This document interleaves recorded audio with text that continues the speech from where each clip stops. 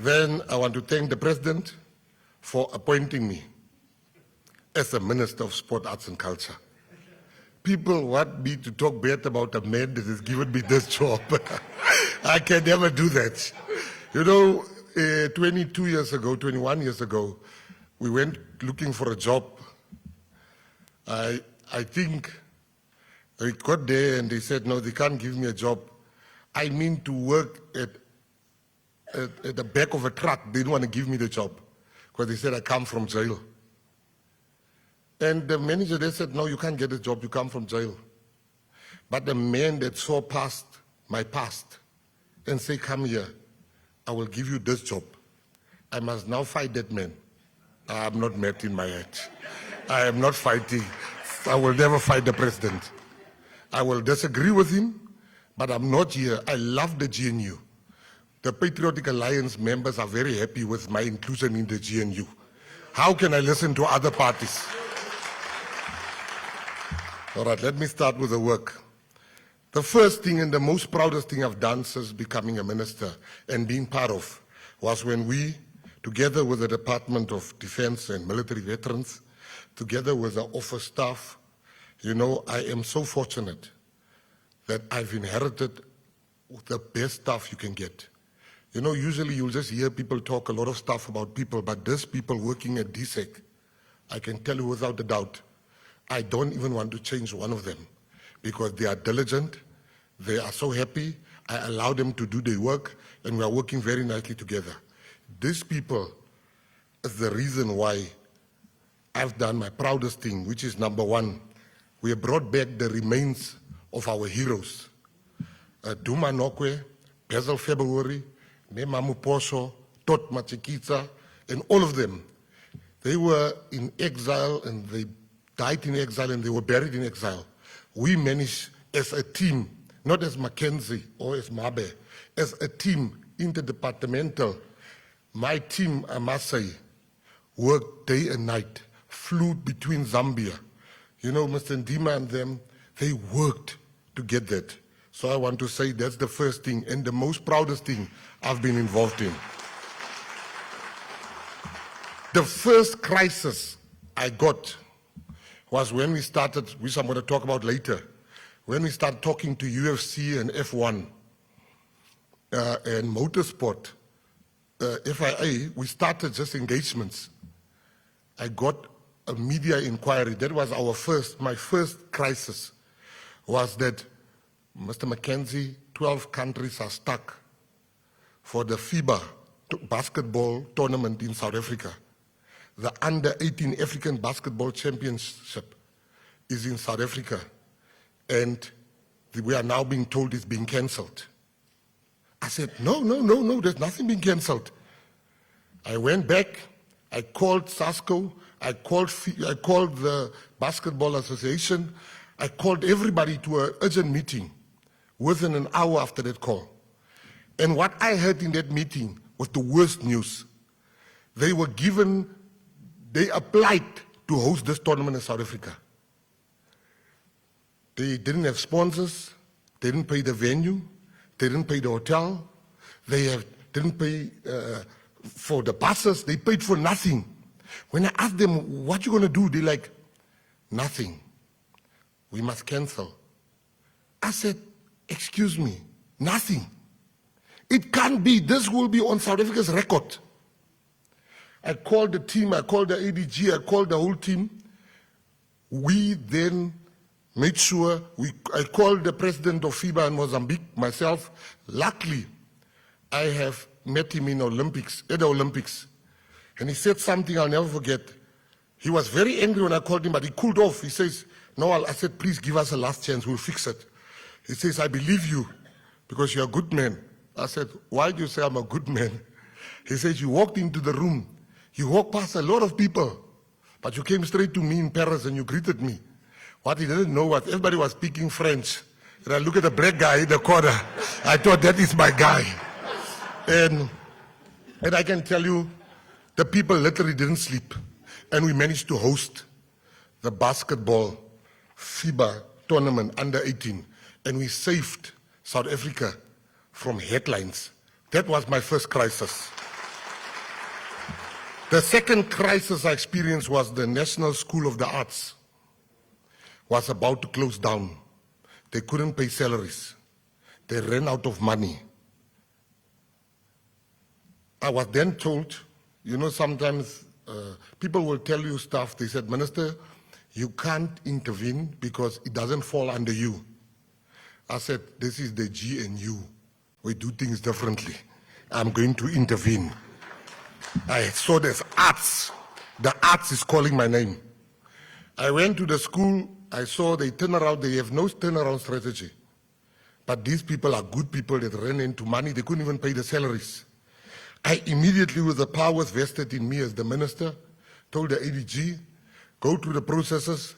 Let's save the jobs. Let's save the teachers not from leaving. We then gave the school 2 million rands so that they can pay salaries and they can pay water and lights. But when I walked out, I saw the hostels where the girls are staying. I wouldn't even let my dog sleep in those places. I then went back and I said to them, we have to fix the hostels. Because we've got the infrastructure grant. As I'm speaking to you, the hostels are being fixed and the girls are going to play in a proper place. The electricity problem we're also sorting out with the city of Johannesburg. The third crisis I got was, as you can see, I was just dealing with crises. The first, I said, I don't drink alcohol. Kenny Kunene, the deputy president of PE, says, every time I call you, you've got a crisis. You must just drink whiskey and then relax. So I'm very near getting that whiskey DP.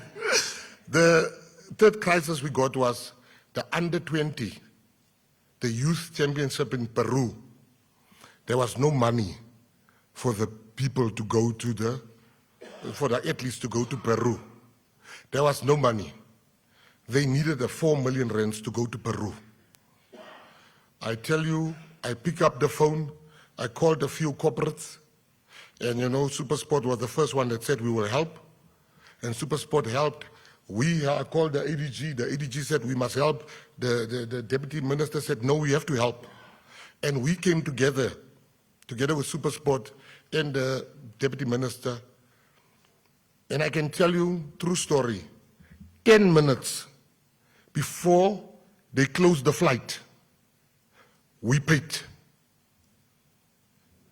10 minutes before they closed the flight. Now, if we didn't pay, let me tell you the repercussions of that. None of them would have gone to Peru. Today, the whole world knows we have the fastest under 20 100-meter athlete, the fastest under 20 200-meter athlete. We got gold medals, we got different medals, all because of the intervention of myself and the deputy minister. So, you know, the president will always speak about job creation. I was told at the office that some people said, Minister, we just come to say bye-bye because next week our contract is finishing. I said, bye-bye, where are you going? Now we're just working on contract. Do you have another job? No, I don't have another job, Minister, but we enjoyed working with you. I called the ADG, I said, how many are they? She said, there are 66. I said, can we meet tonight? I remember, she's like, Minister, it's 9 p.m. I said, yeah, let's meet at 11 p.m. at the office. She said, I'm going to enjoy making this call to the senior management. And when I got there, 11 o'clock, they were there. We sat from 11 until 2 a.m. trying to redirect and reprioritize funds so we can save the job of 66 people, because that's the priority of the GNU. I can stand before you today and say that we have managed to save a year until we get them permanent, but they've got a job until March 2025, but before March 2025, we shall meet again at 11 o'clock to make a plan. So you can't create jobs if you can't save jobs. So we've already saved 66 jobs in our department. Then this one is very hard. So artists in this country I want to make it clear, I'm not a minister of condolences. I'm not a minister of funerals. I was told you didn't come to the funeral of Mapaputsi, but they omitted to say, I gave money for the funeral of Mapaputsi. But it can't be. We must be honest about this. It's not easy to say it, but I'm going to say it. We are not here to bury artists. Artists need to live a life so good that they manage that they can bury themselves. It's insulting for a person who didn't have bread, but you put them in a casket of 50,000 rands. It's not right. So we should not fight so that artists should be buried. We should fight for artists to live right. Because of my corporate history, I looked at why is it that our artists are poor? And I found three things. Number one, artists are poor because they get exploited by their record labels. Number two, artists are poor because the people representing artists can't even account for the money that we give them. Now, if you can't account for the money that we give you, how are you going to account to the people that you represent? If the Mureki, you can't give him the papers he wants. So there's a problem. We then called all of the artists. We realized that artists sometimes are good artists, but they may be, and creators, they're not good business people. You can't be everything in life. I'm a good business person, but I'm not a good artist. And sometimes they represent themselves in contracts and they get exploited. I then called a group of lawyers of the arts. I said, we are going to pay you as the government.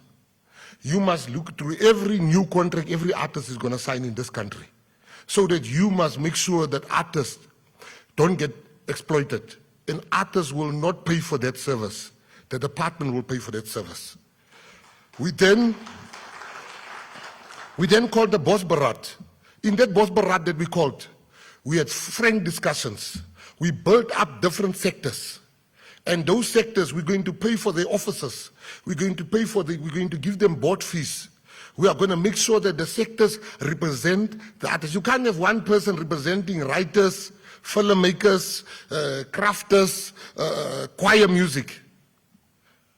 Every sector should be represented by sectorial people that understand the problem. So we have a Boss Barat, and there are 72 sectors and subsector organizations, which I want to make clear, they will be getting money from us so that they can run and agitate for the better behavior from corporates, from government, and make sure artists get truly represented. And we cannot, as government, say we care about artists, but we don't want to recognize them as workers. I'm busy fighting so that artists, together with Minister Tao, so artists can be known as, they can be recognized as workers. The Copyright Amendment Bill, they want the president to sign it. But I went to go read it. I said, the president must not sign this thing in my mind. And I spoke to them. Because how do you sign something that says, and I speak from experience because I'm a writer. All the books I wrote, I own the copyright to it. If you want to use one sentence there, you're going to pay me. If you want to use a comma, you're going to pay me. And we are in big discussions with one of the biggest movie houses abroad. And we are negotiating on price because they talk to me, because I owe my work. In the Copyright Amendment Bill, there's a line that says free use. You can't have that, fair use. How do you have fair use? You don't go to McDonald's and say a burger is 80 rands, but I've got 40 rands, give me a burger because of fair use. So why must artists' music be used? So once we fix those little things, we will come back and we will sign it. And we will make sure that when you die, you look at Shaka Zulu, Henry Kele, one of the best actors this country's ever produced. Shaka Zulu come from when we were young. Till today, they still play Shaka, but he gets nothing. Artists will be paid to be on a show. I remember there's this show called, there was what do you call it, where they make fun of people. What was it called? No, they make fun where Kenny Kunene was on. It was called The Roast. When they came for the roast to Kenny Kunene, they gave him back and they said, "Are you mad?" Kenny said, "This is what I want." They said, "We can never pay you that because the other artists, if they see we pay you this much, they will also demand that from us." He says, "I'm not going." After a year, they came back to him. They're like, "All right, I'm paying you this amount." He says, "No, a year passed. I must put more." And they paid him the money. So I just want to say that's what we want to do. And then, today I want to tell you, I want to thank the SABC and SuperSport, MultiChoice. I want to thank them openly. Because the most important rugby game, I went to them. We fought. I think they were very irritated with me. I fought so that every South African can watch that rugby game. But I didn't only fight. I learned from SABC. I learned from SuperSport. I learned from them. And what I learned from them is that it is our responsibility of government to make sure that our people get to watch these games. We can't put it on them. We must put it on us. So what I've done, they were telling me all those things. I said, "Yeah, we will talk.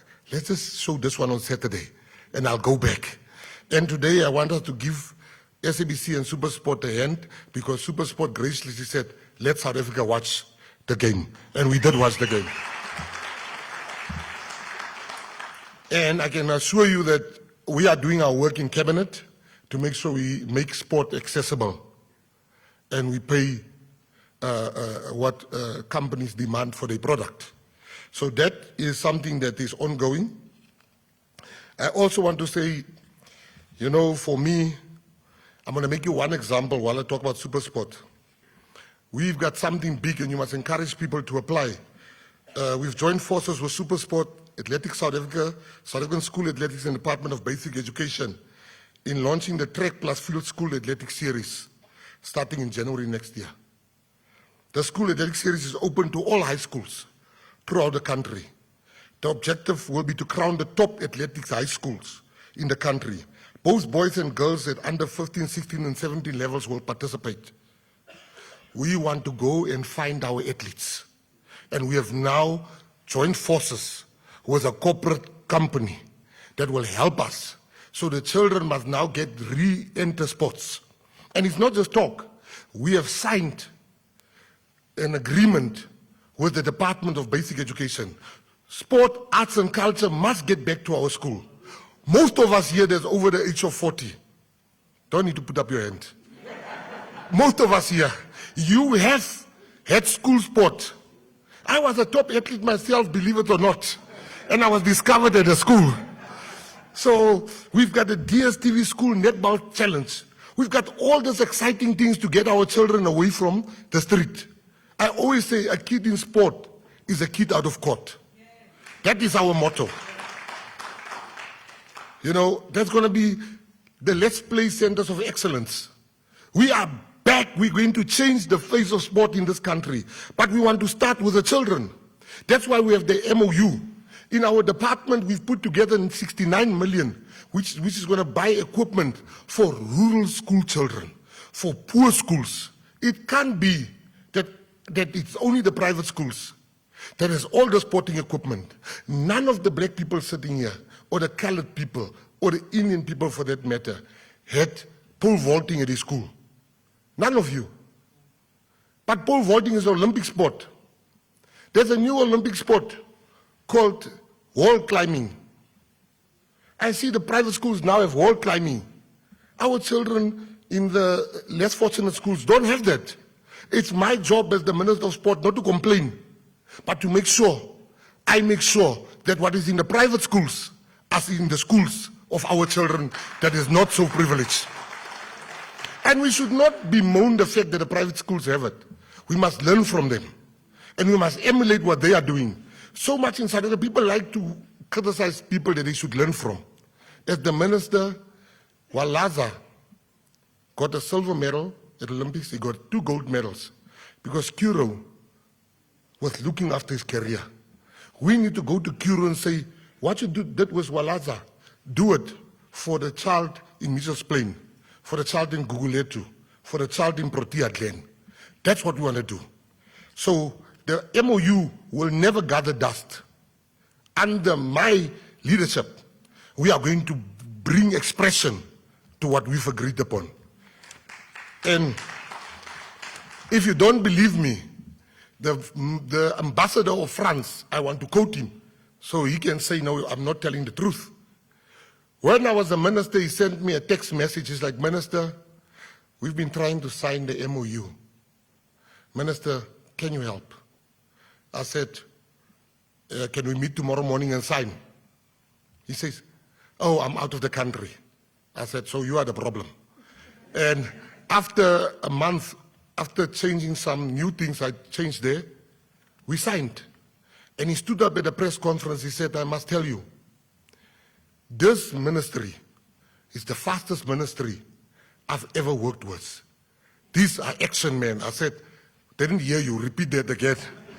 So that is what we're going to do with the same thing. Then, you know, government, we must listen to people. And the GNU is that type of a government. I was at Fame Week, I met 3 little girls. They were, my protectors told me, you have to leave, it's becoming too dangerous. Everybody's grabbing me and want a picture. And when they were pulling me out, this girl is pulling my jacket. And I'm like thinking, I'm not going to leave you. I said, how can I help you? She's like, 30 seconds. And I said, let him come, let him come. The 3 ladies came. They spoke, all 3 of them spoke at one time. And all I could hear is that our movie house in Kalicha is closed because we don't have a screen that's working. We don't have proper speakers. Our computers are old. I said, I will be there within a week. When I turned around and said, why? We'll never see him again. And they saw me. And I went to go look at the screen. It wasn't working properly. I went to look at the speakers.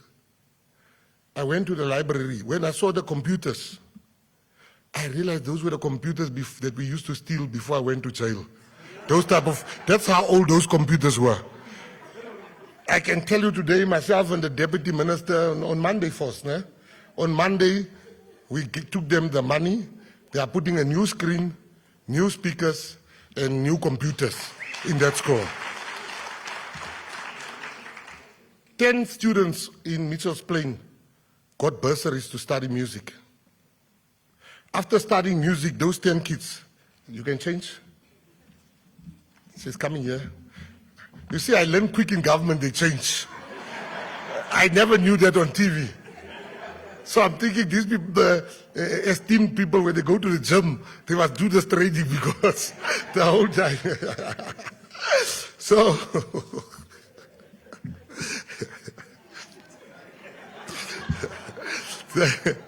the Mitchell's Plain, these people got bursaries.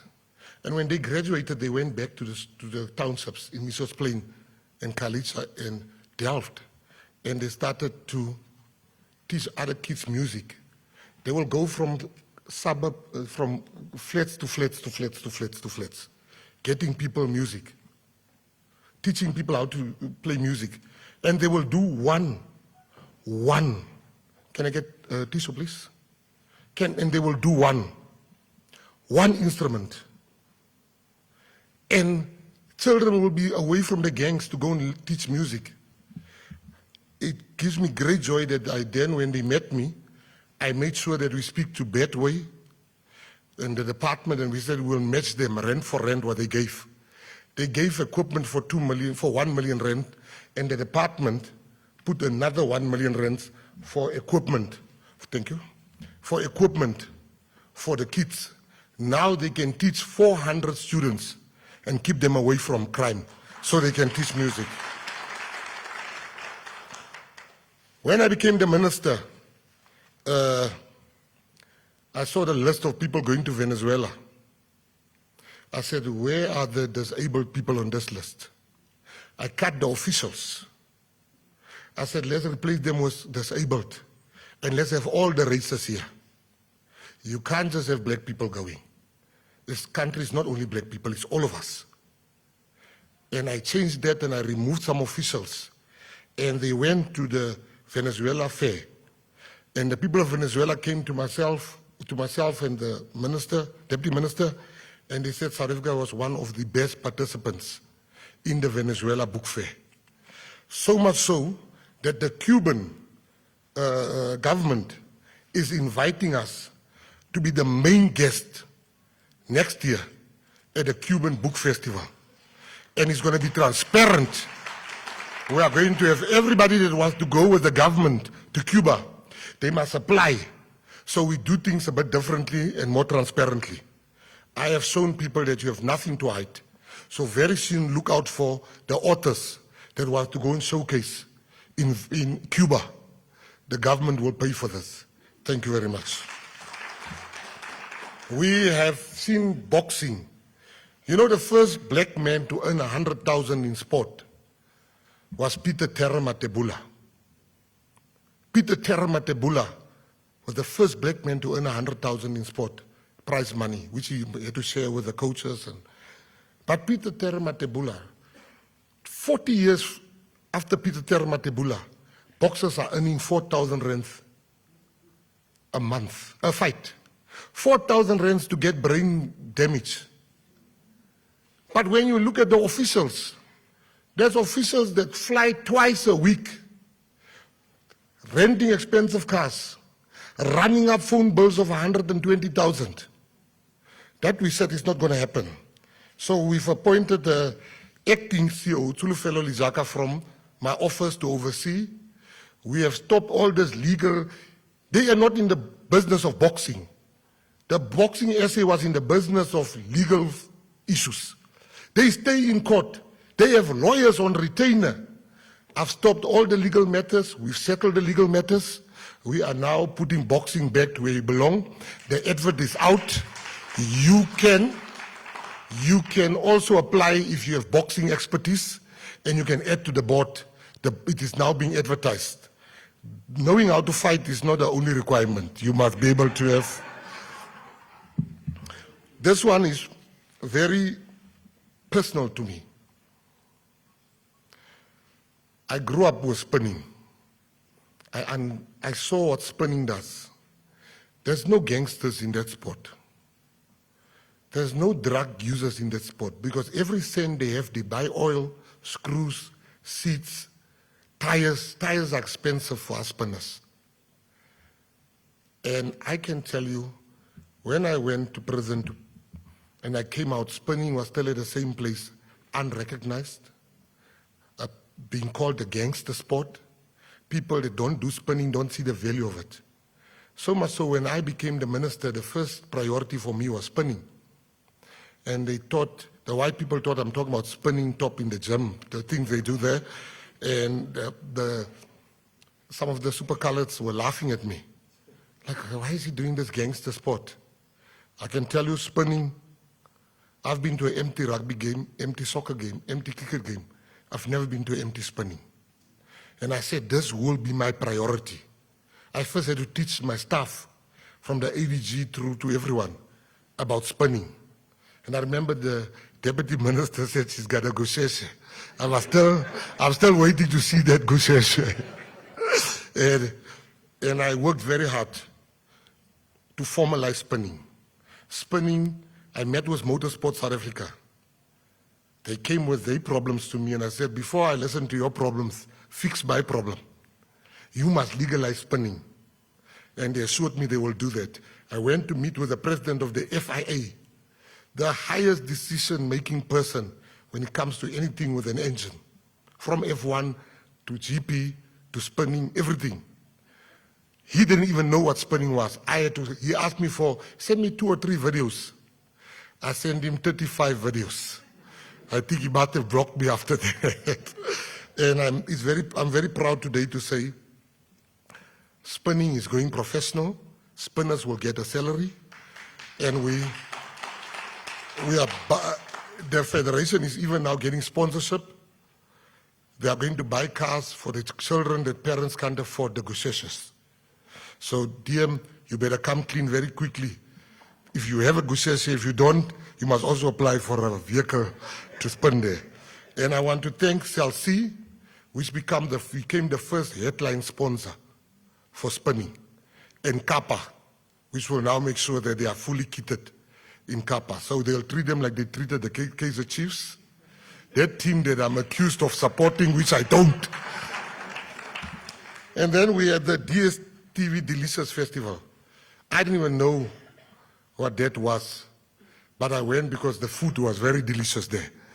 The DStv Delicious Festival, where we honored the Miriam Makebas, the Brenda Fassis, the Hugh Masikelas, and we are forming a partnership with DStv for the Delicious Festival.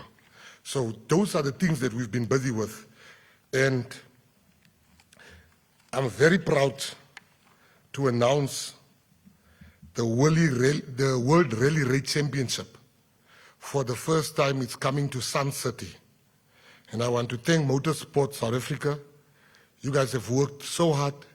You fought very hard that South Africa is now, and it's only the beginning. F1 will still be coming. I'll talk about it shortly.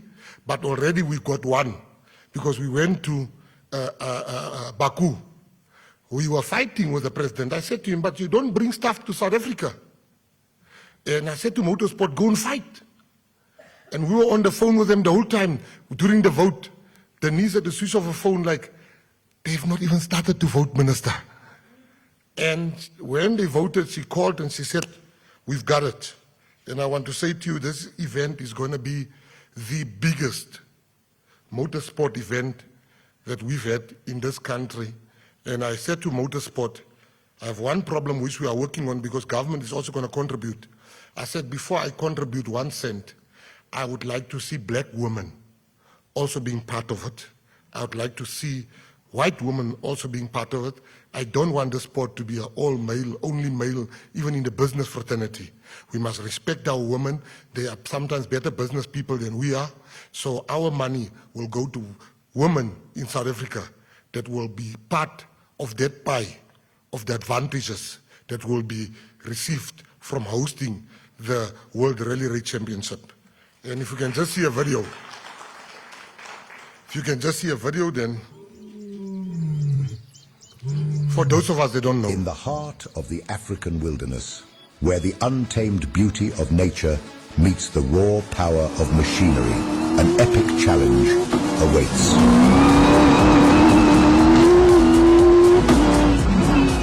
The South African Safari Rally, May 2025. For the first time, the prestigious World Rally Raid Championship comes to Southern Africa. From the iconic Sun City Resort, teams will take on a journey like no other. 5 stages, over 5 days of pure adrenaline.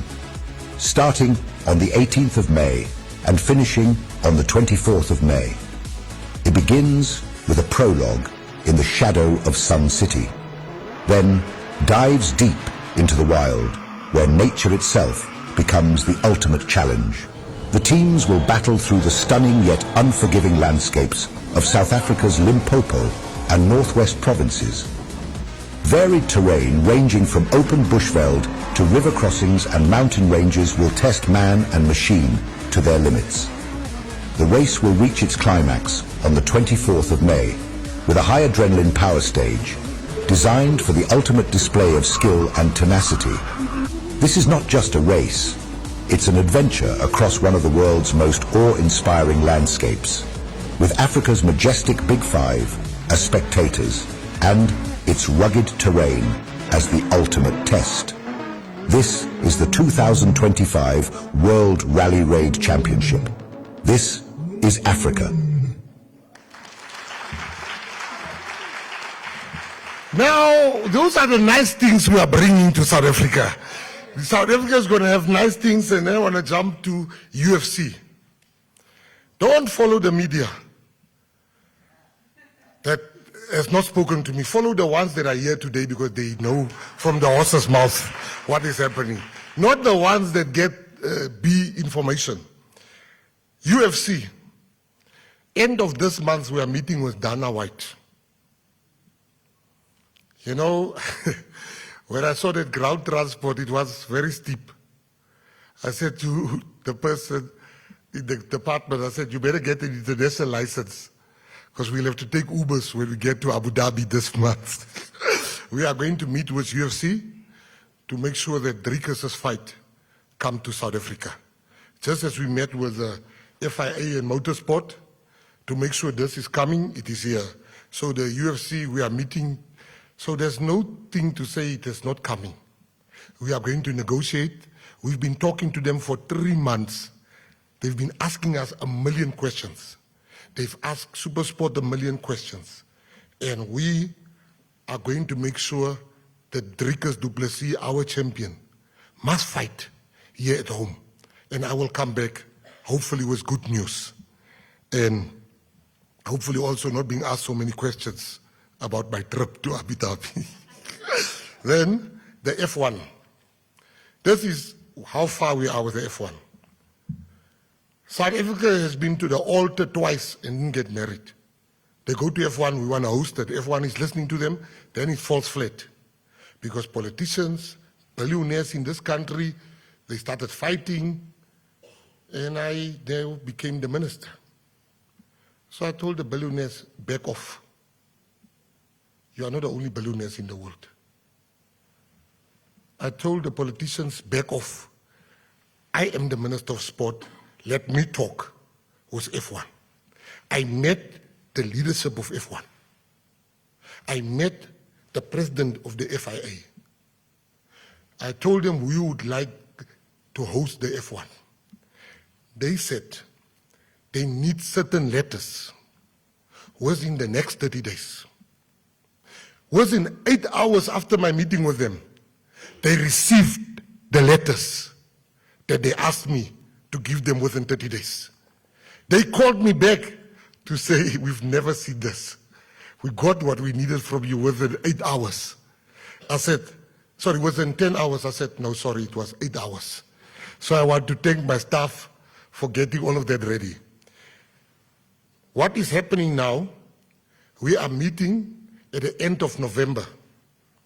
End of November, they're going to give us a list, and we need to pay certain things. There are 2 banks in South Africa that wants to get involved. There are companies that want to get involved. So the issue is not money. But where I am sitting, I look at the 2026, but more 2027 calendar. We are not the only country wanting it. Morocco wants it, Rwanda wants it, but they're very hilly, and they don't have a track yet. And big announcements are going to be made about our track very soon. So that's also coming. Then we are starting a very exciting thing. The last 3 things is Project 300. It cannot be, this is the example I always make people with my son.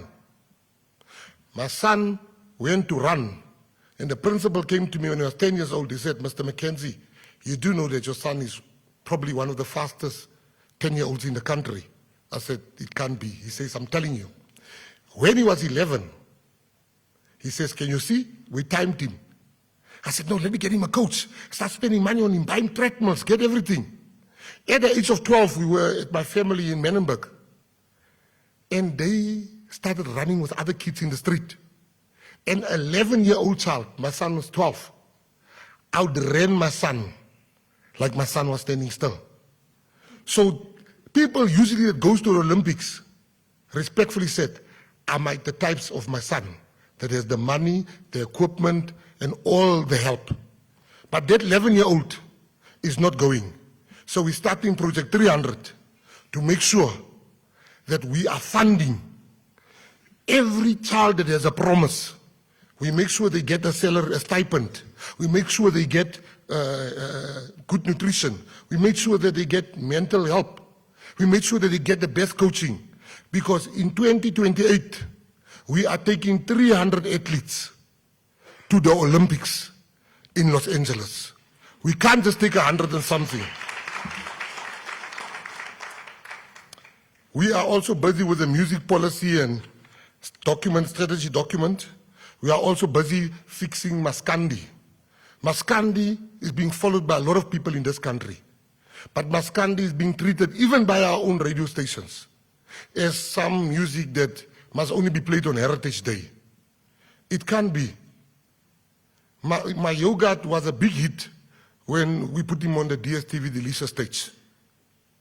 And I can assure you that Maskandi, Guma, all the music that's not been taken serious, we have budgeted money to make sure that all different genres take their rightful place. The same with sport, Msinga, all the traditional sports. We are making sure. Next month I'm going to Limpopo to go and attend the Msinga Festival. Boxing, is that boxing? Because we didn't send one boxer to the Olympics, amateur boxer. I'm going to Msinga to go and look for amateur boxers so that we can make sure we send them to the Olympics. Hip-hop, the same. Museums are outdated in this country.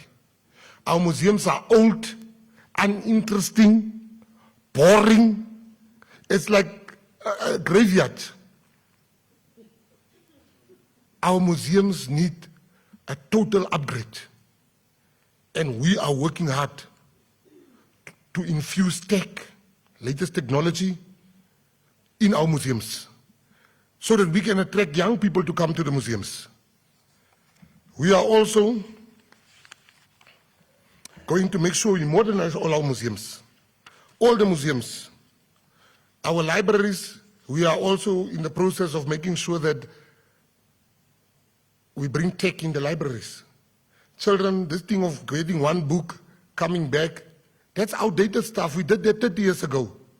We are now going tech, where you go and you get an iPad, like a tablet, that's got 100 books on them. And you can also do your CV on them. You can also, and we're speaking to the cell phone companies to zero rate that they don't need data. But we make sure you can't watch porn and things that will be criticized for. The children can't watch those things. We also must be honest. South Africa love dancing, we love music. Chris Brown's music was sold out, concert was sold out in 2 hours. Our people are hungry. Our people are hungry for international acts. And don't go any further. Go to the Chris Brown concert. Our people are hungry. And so what we've done, you have Tomorrowland, you have Coachella, you have Burning Man, you have Glastonbury, but there's nothing in Africa on that level of 100,000 plus. We are introducing as the Department of Sport, Arts and Culture, Africa Raw, which will happen in the Eastern Cape next year, May, where we will bring 10 international acts at one time. It will be a 3-day affair.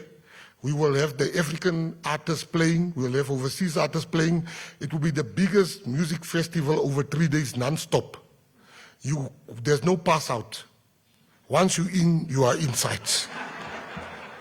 We are going to dance. We are going to stay in tents. There will be levels. There will be nice glamping for the people like Ubo Kenikunene, where they got their own shower and toilet, but you're going to have to pay. Then there's the Honke Batupili, where tens of people that just went there for nice music. And then you have the people that work for government like us, that will come with our own tents that's there at the back. But we're going to have the first time, and we're going to mix it with a big 5. It will be at a resort, 3 days. We already spoken to big names that wants to come. So you can listen to music, watch the lions, make sure you don't get eaten, and come back and take pictures, and that's what we're going to do. In conclusion, I would like to end with this. 100 days is not a lot of time in government, because you still have to attend parliament, you have to attend cabinet, you have to attend cabinet committees, you have to attend the portfolio committee. I was called by President Ramaphosa, and he asked me, Minister McKenzie, come see me. And I thought I'm in trouble.